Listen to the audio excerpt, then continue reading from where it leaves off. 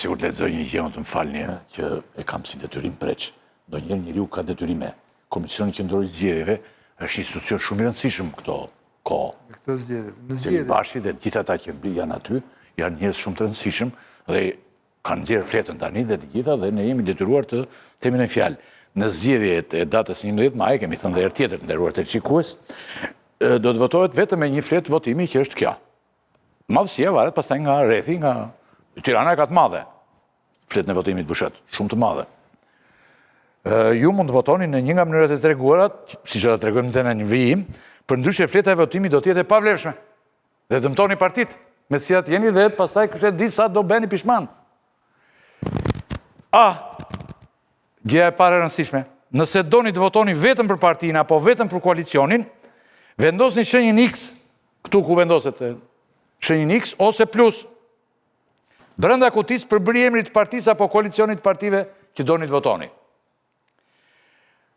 Dhe tjetra, B, nëse doni të votoni vetëm për një nga kandidatët që është në listën parapërqyese, vendosni shenjën X ose plus, të njëjtën shenjë, brenda kutisë përbëri emrit të kandidatit që keni zgjedhur. Emri i kandidatit në rastin e dytë.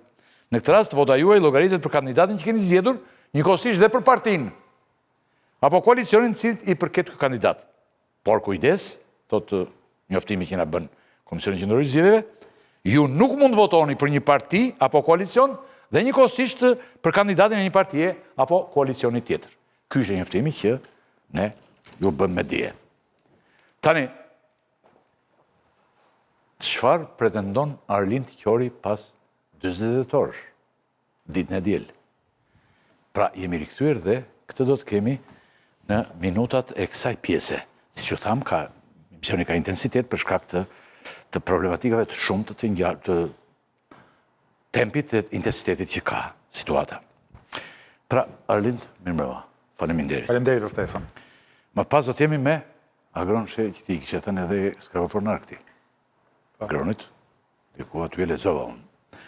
Do ta kemi më vonë, pas idesh ti se dhe ju nuk vini edhe bashkë, nuk bashkoni edhe ju ore. Që të palere me mend pastaj. Unë kam kërkuar debat me të gjithë, po jo të vjen me të gjithë. S'ka ardhur njëri. Mund t'i thash, mund t'i ishim bashkë, prandaj, duke po, gjithsesi ne jemi detyruar t'ju marrim dhe veçe, kupton?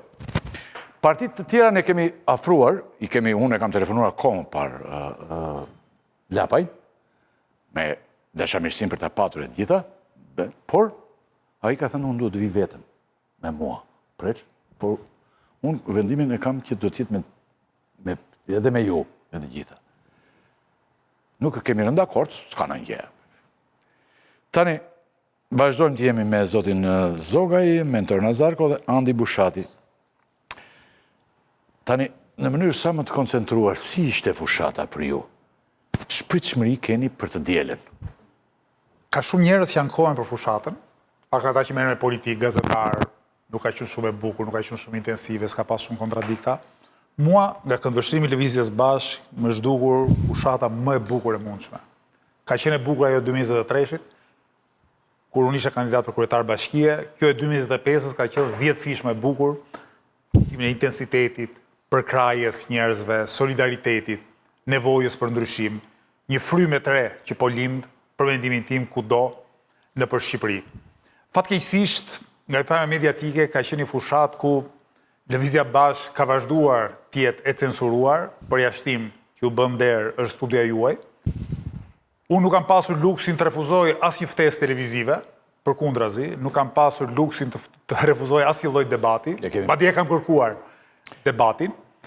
Ka ndodhur që për shkak qëndrimeve të mia të forta kundër oligarkisë, televizionet të rëndësishme në Shqipëri nuk i kanë kushtuar asnjë sekond, jo një minutë, fushatës Lëvizjes Bashk, dhe këtu dua të veçoj për keq televizionin Klan, që në gjykimin tim është televizioni më besnik i oligarkisë ekonomike dhe i keq informimit. Mirë po, prapse kjo tregon vërtetësinë tonë, tregon forcën e karakterit të Lëvizjes Bashk, qëndrimet tona të pa kompromista kur vjen puna tek drejtësia shoqërore, thënia të vërtetës dhe kundërvënia ndaj të keqes. Lëvizja Bashk ka bërë fushat gjithandej. Unë kam qenë shumicën dërmuese territorit Republikës së Shqipërisë, jo aktivistët tanë dhe kandidatët tanë me qenë se janë të rrënjosur në territor, kanë bërë fushat edhe në fshatrat më të largëta të Gjirokastrës apo të Kukësit. Sepse duke jetuar në zonë, duke qenë banor dhe qytetar të devotshëm të atyre zonave, nuk kanë munguar asnjë ditë në kontaktet me qytetarët. Unë pres që Lëvizja Bashkë të ketë një rezultat jashtëzakonisht mirë. Në 2023 ne ishim surprizë atyre zgjedhjeve, unë besoj që do të rihemi surprizë e zgjedhjeve dhe surpriza do të rritet. Kuptimi që rezultati ynë, besoj fort, në 11 maj e më tutje, ka për të qenë goxha më i mirë se sa i 2023-shit në Tiranë. Ju keni pak resurse, me thënë drejtën shumë të vërteta të kësatë. Për fushat jeni edhe të diskriminuar nga mediat, unë jam shumë okej me këtë që ju thatë. Nuk keni para për reklama, por më bëri përshtypje që kishit gjetur një mënyrë për të reklamuar posterin e fushatës. Shiko, ta ndjekim atë mënyrën që kishin gjetur, dhe ishte një mënyrë shumë e mirë, kupton të kalon, dhe njerëzit të riqin vëmendjen, regja më ndihmon me... Më ndihmon. Shiko tani. Sigur kishte dhe kjo. Maj, votoni për të re. Votoni Lëvizjen Bashkë. Votoni numrin 2. Pre që kishin bicikletë këta, bicikletë kanë më fotografinë e Arlindit dhe ecën bicikleta tani në qytet. Mirë po qytetarët janë, e shikojmë për të parë këtë dhe është më shumë se reklamar. Reklamat që paguën, kjo është më shumë, kjo është më shumë se reklama që paguën. Tekson dhe kontrastin me shpenzimet. Tërheq shumë vëmendje. Tërheq vëmendje. Madje ju mund të kishin nxjerrë dhe diçka tjetër, çarçafët e shkruar që ne varim nëpër mbikalimet e autostradës. Se ti nuk më... Këte e gjeta vetëm mund të ta dërgova dhe ty.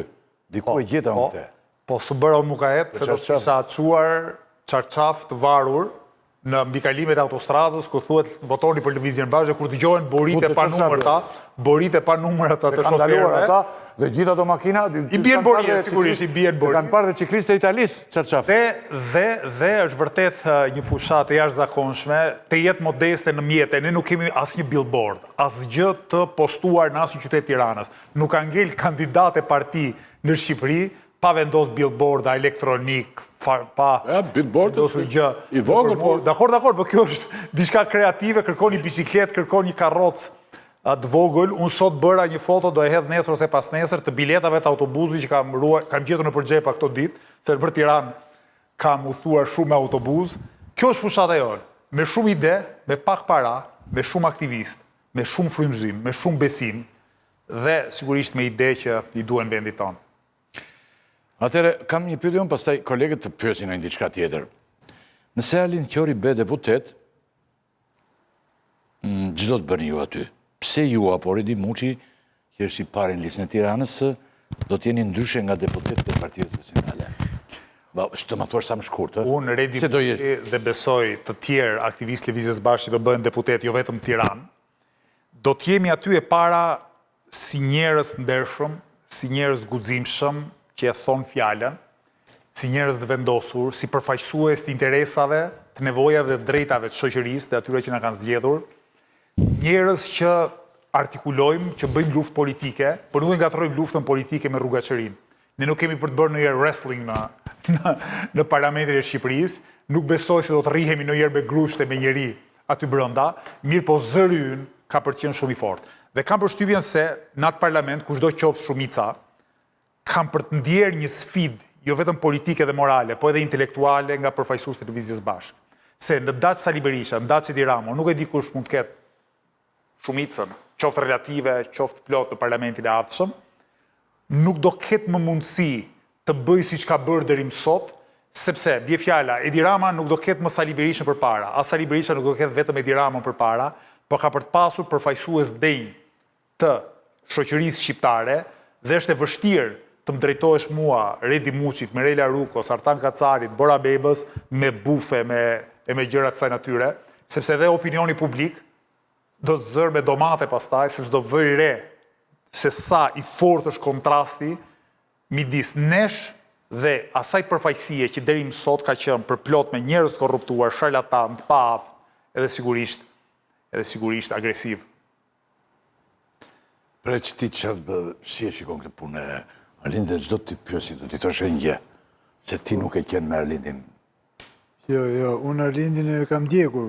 Kam ndjekur edhe partitë e vogla, kam pas gjithnjë atë idenë që partitë e vogla, duke pasun vetë një përvojë me partitë e vogla, me Aleancën Demokratike, partitë e vogla kanë këtë problem që sa më shumë afron dita e zgjedhjeve, A këtë rrudhen për shkak të rulit të dy partive të mëdha të cilat ekspozohen në gjithë spektrin mediatik dhe bombardojnë elektoratin, futet në lojë ajo ideja e votës dobishme, ka njerëz që e përcjellin partinë e vogël deri në prag zgjedhjeve, pastaj disa ditë përpara thonë po prit.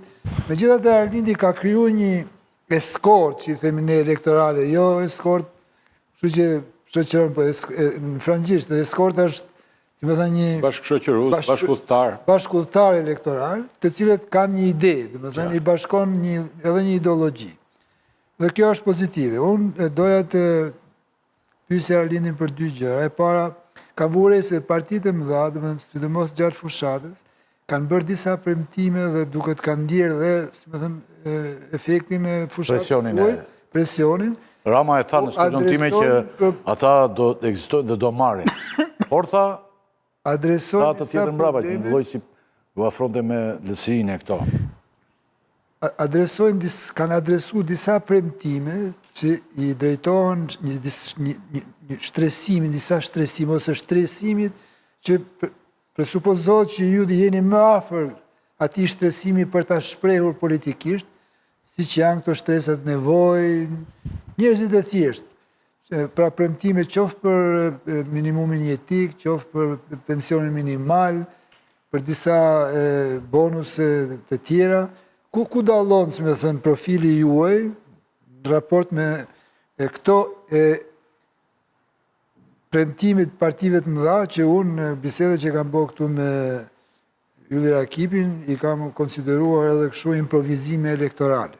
Se i kanë bërë shpejt e shpejt. Ja t'u a them. Sa më i koncentruar, Duke nisur nga fakti që ndryshe nga përvojat e shkuara, Lëvizja Bashkë ka pasur rritje të gjithanshme gjatë kësaj fushate. Ne sot kishim takimin e fundit në Tiranë, ka qenë takimi më i madh që kemi realizuar ndonjëherë dhe gjysma e pjesëmarrësve gjatë fjalimeve ishin si me lot në sy, për të dhënë idenë e emocionalitetit edhe përfshirjes së aktivistëve në fushat.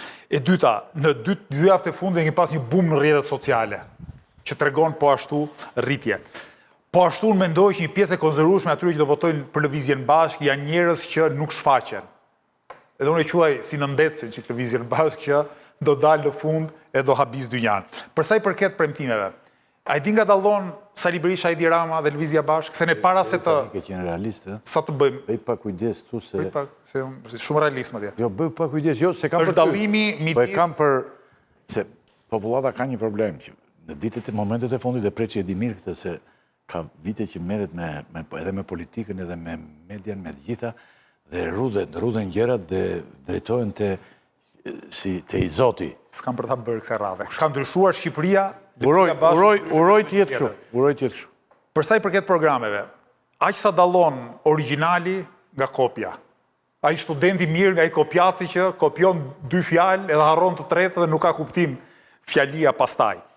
Ne, përpara se të arrijmë te një premtim, kemi bërë një studim. Programi është, e kam thënë edhe tjetër, 176 faqe, dhe kur ne flasim bie fjala për statusin e miniatorit, për cilin ka filluar të flasë Sali Berisha, që se ka qenë pushtet. Të gjithë. E kupton? Edhe se ka bërë asnjëherë. Tani ai flet atë, del buqqies ose statusi minatorit. Buri dhe kapelen e minatorit. Futja kotat, e ka qenë pushtet sa herë, s'ka bërë asgjë. Ne e kemi studiuar se realizohet. Parama më e bukur dhe më ironike është premtimi i Edi Ramës për pensione. Në nëntor ka dalë burri botës dhe ka thënë Arlind Qori është sude me gjyslyke, sepse premton rritje pensionesh. E ti që premtonim ne, atëherë dhe tani? Ne premtonim pas një analizet gjatë, një pension mesatar nga 180 euro që është sot në 330 euro. Ky është premtimi i Lëvizjes Bashkë, i mirë argumentuar. Ka dalë Edi Rama tani në autostradë, Partia Socialiste dhe thot, pensioni mesatar 400 euro. Pra, unë pas kam qenë sude, që them 330 euro, ai që thot 400. Ai nuk është as sude, as utopist, për treguar çfarë serioziteti kemi ne dhe çfarë jo kopjasërie, po një lloj kështu më neglizhence, përtatësie intelektuale. Partia Socialiste nuk ka bërë 2 faqe program.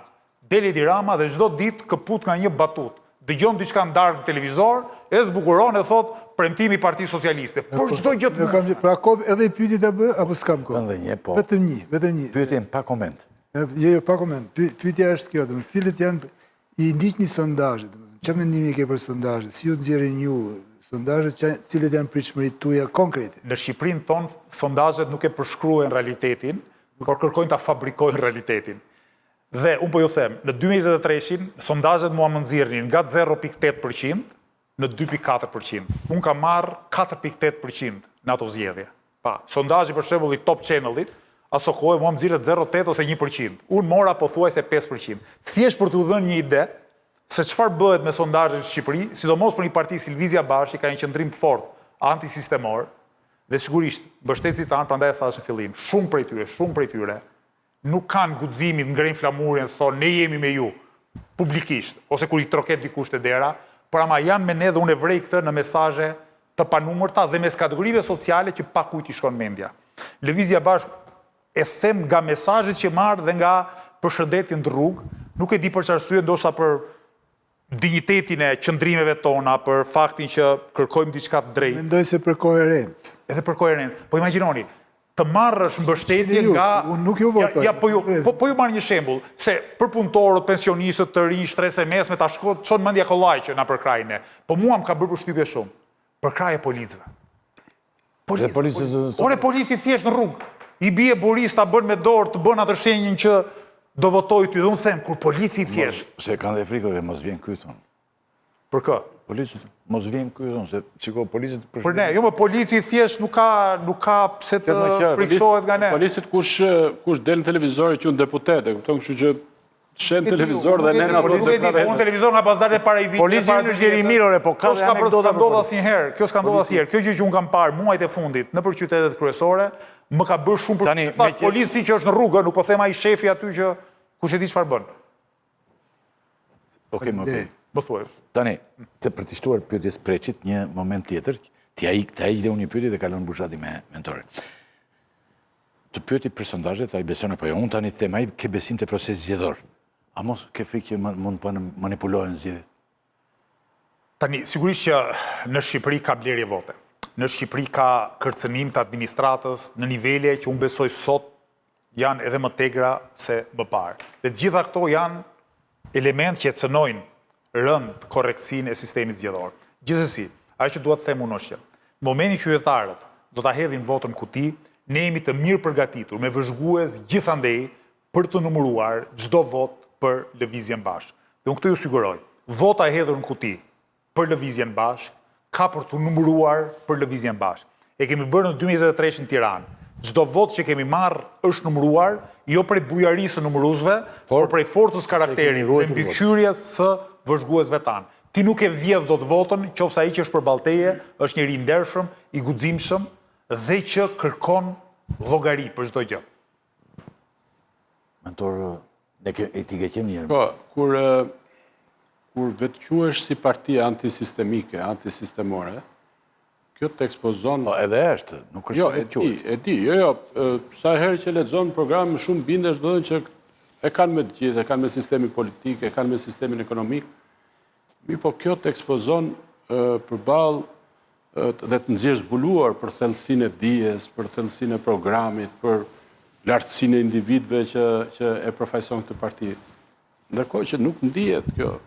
Do duhet të kesh një propozim sistemik. Pra, kemi këtë sistem, propozojmë një sistem tjetër. Kjo është, nuk e shoh këtë. Dhe tani, meqense ju thoni që ne jemi antisistemik, supozojmë se ju do ishit kryeministër. Çdo bëni ju me këta oligarkë, me këto bizneset mëdha që mësojnë kaq mira njerëz. Çdo t'i bëni, do t'i mbylli. E ka thënë. Po le ta përsërit. Po. Nëse ka thënë ky shteti, pra, sistemi si do ta zhbëni për të ngritur një sistem të ri. Keni qasje revolucionare, rishikim të pjesshëm. Po, ta them. Do zbatojmë ligjin. Këtë ligj që kemi një herë, pastaj do të përmirësojmë ligjet për luftën ndaj korrupsionit, evazionit fiskal, kapjes shtetit, duke marrë përvojën më të mirë perëndimore. Do të mbështesim institucione të pavarura dhe të fuqishme që do bëjnë një gjë shumë thjeshtë. Si për politikanët e korruptuar, si për oligarkët, do të thuhet tani, qofse në bazë të hetimit rezulton që ju keni kryer paligjshmëri të rënda, sipas ligjit do të pësoni penalitetet ekonomike ose penale, qofse është penale për dikë që ka bërë një vepër penale. Le të marrim rastin më të skajshëm, që prokuroria e pavarur, pas një hetimi të pavarur, del përfundimi që oligarku X ka shkelur ligjin, ka bërë një vepër penale, do dali para gjyqit. Tani, unë nuk besoj që ka ndonjëri në botë që thotë me që ky është oligark, me që ka shumë para, me që ka 1.000 të punësuar, është përmbi ligjin. Qofse ka shkelur ligjin, do t'japi llogari për para ligjit. Do thoni ju, po çfarë ndodh nëse i pari një, ku diu, perandori e biznesi përballet me ligjin? Edhe këtu ka një ligj që thotë çfarë ndodh me bizneset, si transferohet pronësia, si shiten aksionet, si ndrohet menaxhimi, pra nuk humb biznesi, nuk humb aktiviteti ekonomik. Ju keni dhënë sentenca, pasoja edhe nga foltorët betet mbi individi. Çfarë do bëni me këto kompani që po ja kritikoni edhe pronarët, edhe fëmijët? Edhe herë, do abrogojmë ligjin e investitorëve strategjik. Do të hetojmë koncesionin. Tani nëse koncesioni rezulton pas një procesi të pavarur, hetimor, si paligjshëm, vetë ligjit të thotë që koncesion duhet anuluar dhe penaliteti do i shkojë atyre që kanë shkelur ligjin. Kjo është ABC-ja e shtetit të drejtës.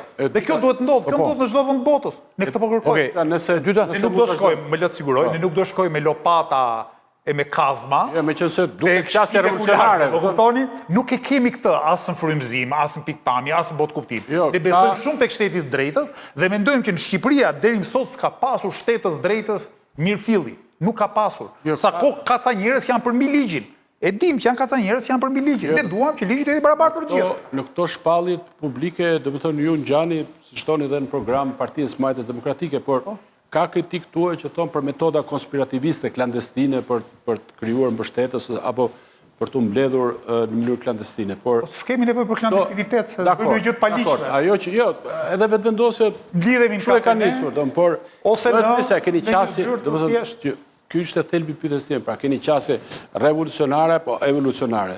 Por pyetja e dytë që lidhet me të parën është kjo.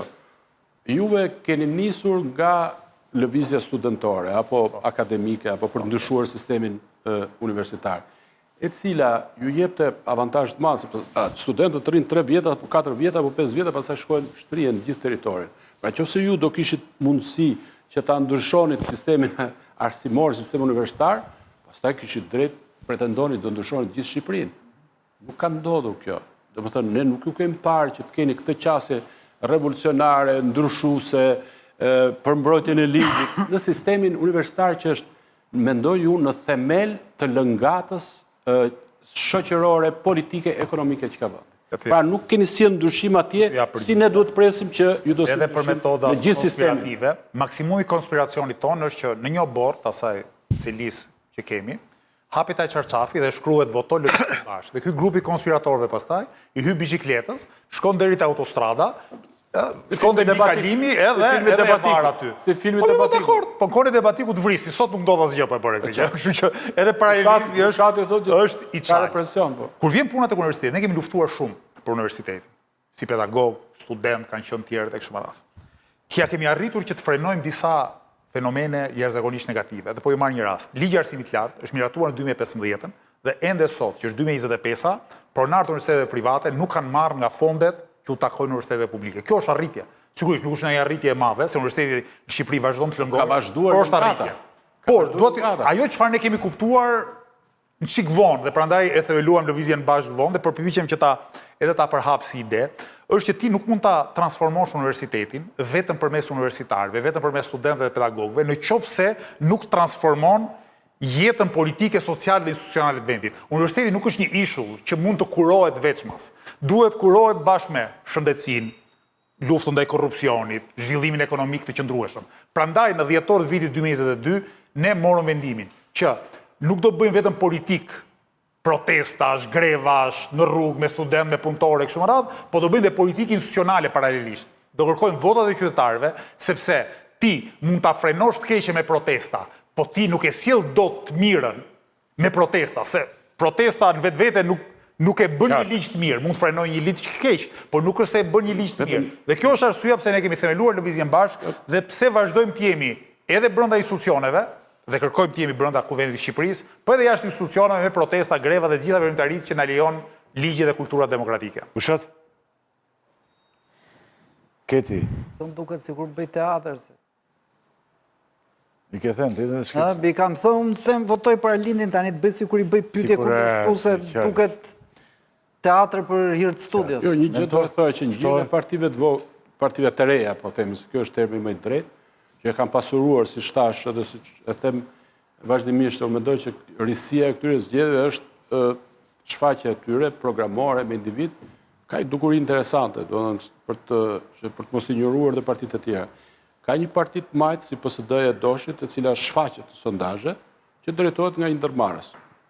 Dhe edhe ajo pretendon që është parti e majtë. Dhe për hir të vërtetës ka për herë të parë, unë kam parë individ, kisha Klementin Mile për shembull në emisionin tim, që kishte arsyetim, kishte një program me mbulesë ekonomike, thoshin këtu do të gjejmë këto, dhe kemi parti të djathtë, qendrës djathtë, si ajo e Shehet, e cila është drejtuar nga një ndërmarrës. Kurse partia juaj është një parti që thot jam mes majtës demokratike, ngjan majtës ekstreme, se kur vjen puna për gjetur shok si motra në rajon të bota shqiptare, nuk shohim që flisi për vetëvendosje, por nuk e çoni dot arsyetimin shumë thellë, domethënë se sa doni ti ngjani asaj. Dhe këtë kuptim, kjo të qenit antisistemike ju bën juve pak të frikshëm. Pak të frikshëm, domethënë nëse arrini të merrni pushtetin tërësi, kupton, ose jeni përcaktues. Pra, kjo është vazhdoj të insistoj te kjo gjë, domethënë që po keni një program që për shumë aspekte ngjan interesant për industrinë nxjerrëse, për punuese etj, por jeni të frikshëm për gjithë këto aspekte që ja u thash që në pyetjen e parë. Tani, është vështirë të bësh politik edhe mos shqetësosh askënd. Mos po përdor termin frikë, se frika është shumë e madhe, se nga herë nuk kupton dhe frikë për jetën, kështu që garantoj gjithkënd që as kemi synive të tilla, as shkon mendje për gjëra të tilla. Po që ti jesh parti dhe mos shqetësosh askënd, është e pamundur. Diko do shqetësosh mos se programi yt, idetë tua do shkelin kallo. Tani deri më sot partitë që kanë qeverisur kanë shkelur në kallot e shumicës dërmuese të popullsisë. Nga shtresa e mesme e poshtë, nga supermarketi i ndershëm deri tek punëtori.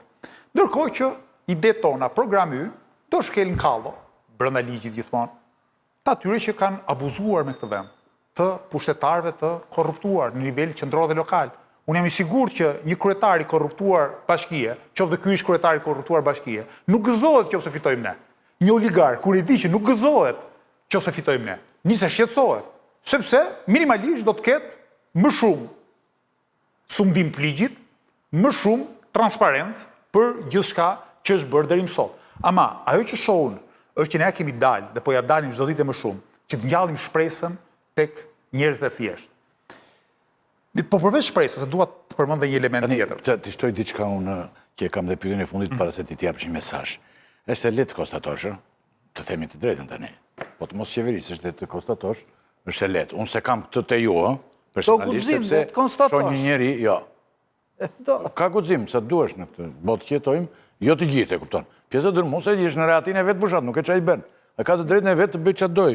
Por është e lehtë konstatosh, por më e vështirë të japësh zgjidhje. Ju keni një program të cilin e kemi lexuar dhe dakord, e kemi parë, por a mund të më përmblidhni 4-5 gjëra që do bëni ju që të ikim kësaj gjendje? Në mendim të kësaj që tha mentori. Gjysma e programit tonë është zgjidhje. Nga ato 176 faqe, gjysma është analizë, se kështu e kemi ndarë. Po qartë. Dhe gjysma është alternativë. Jemi okej me konstatimin, me analizën. Nga këto sa i bie faqesh, 10 faqe zgjidhje, mund të i përmbledh në 4 shtyllat tona. 4 shtyllat.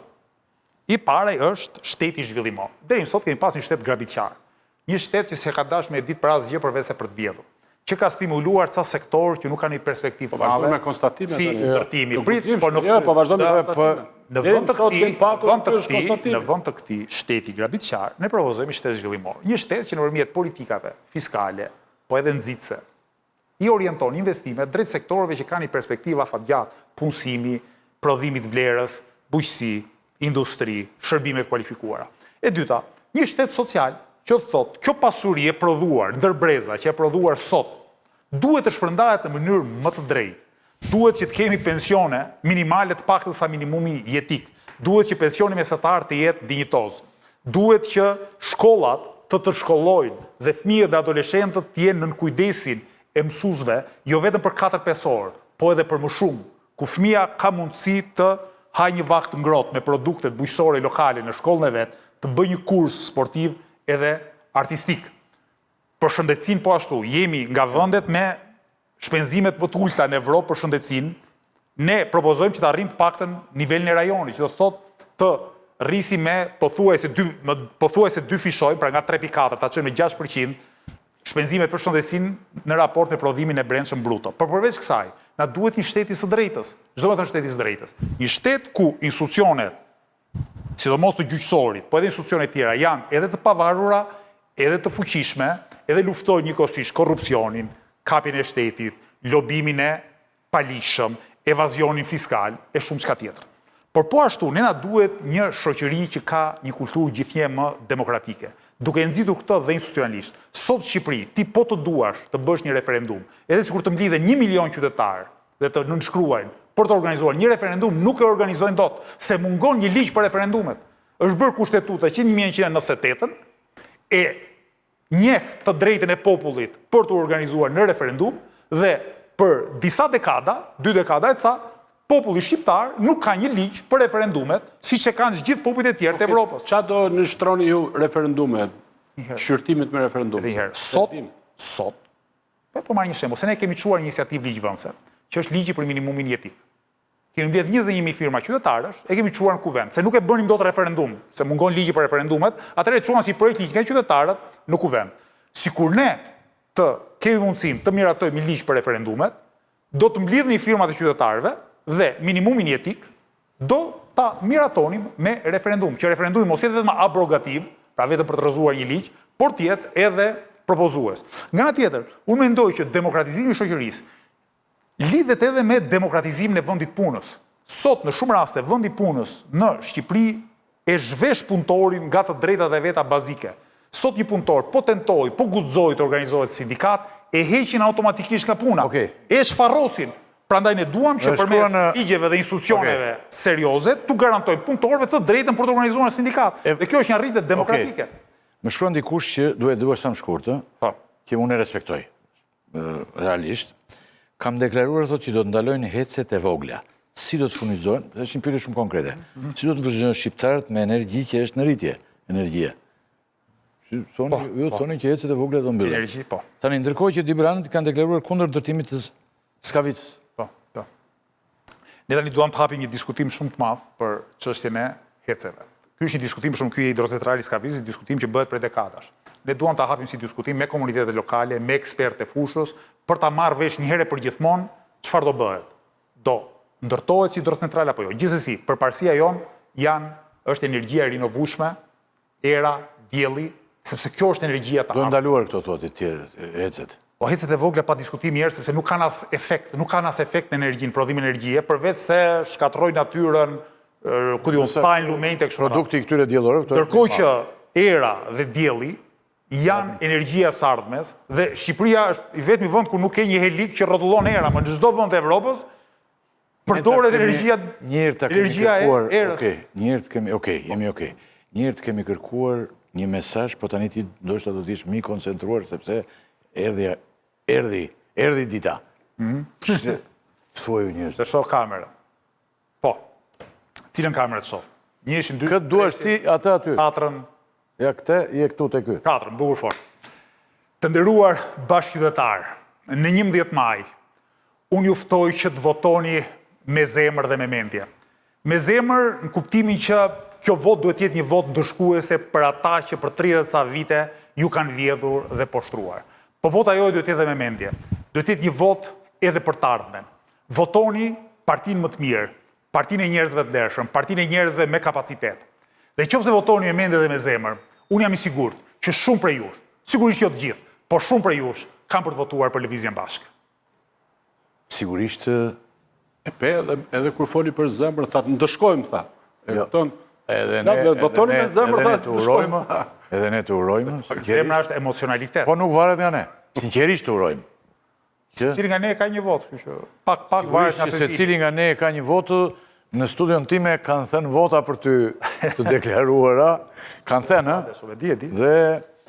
dhe ne jo më kotë kemi thirur. Kemi thirur jo më kotë sepse kemi menduar vazhdimisht të tresim për të gjitha arsyet. Edhe për këtë arsye. Në rrugë të shikus me Arlin Qorin ishim, çfarë pretendon ai për pas 2 ditësh, çfarë pretendon Arlindi? Faleminderit Arlind, kënaqësi. fare shkurt publicitet dhe me çfarë pretendon Agron Shehaj. Që kemi